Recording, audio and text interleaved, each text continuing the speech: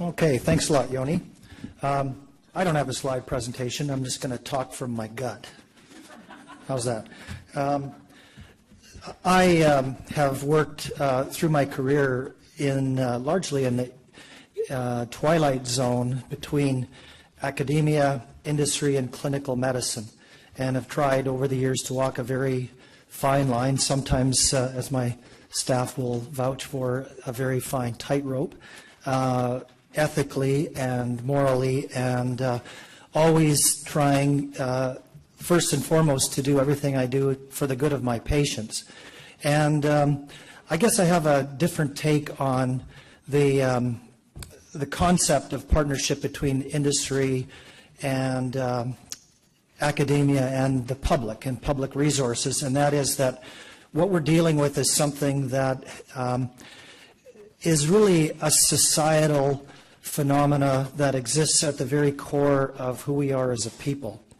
And I think that's where we have to start. We have to look at the reality is that McDonald's and Coca-Cola and BC Ferries and every other industry that's providing food for the nation is basically businesses filling a demand in the marketplace and nothing more. And people who are choosing what they choose off a menu are making choices based on the knowledge that they have and the preconceptions and the desires and all of the things that come together to collectively make it so that when you stand in the lineup at BC Ferries and you're the one that orders the salmon and the brown rice, you stand back and look at what everyone else is ordering. They're all ordering the double burgers and the poutine. And the reality is that you can go to McDonald's and order a healthy chicken sandwich and a Diet Coke or a bottle of water and a salad. I do that maybe once every 2 weeks, or White Spot, or Burger King, or Wendy's. Coca-Cola has, out of their 600 beverages, 200 no-calorie beverages, up from probably 2 5 years ago. What is going to determine whether these industries get behind healthy change is really nothing more than the market demand.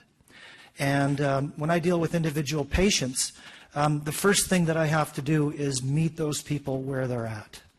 And although I grew up as an obese child and have had to make a lot of tough choices through my whole life, being in my mid-50s and having to get up every morning and make choices about what I'm going to do when I respond to my overdriven appetite.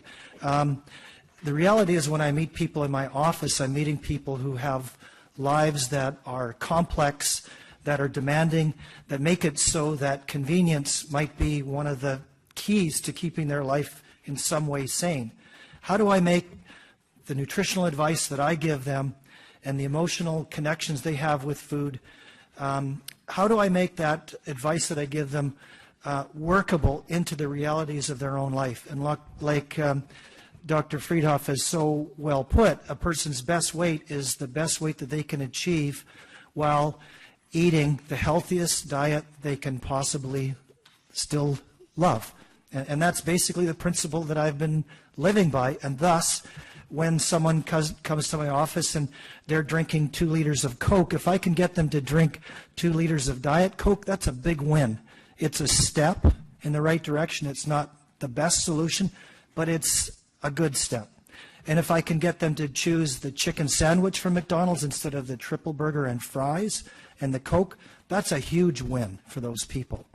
And so I think that evolution is going to determine what the market eventually dictates. And if we get these companies involved in dialogue and we get them to the point where they have to be accountable for their advertising, for the way that they push certain things at certain targeted groups like children.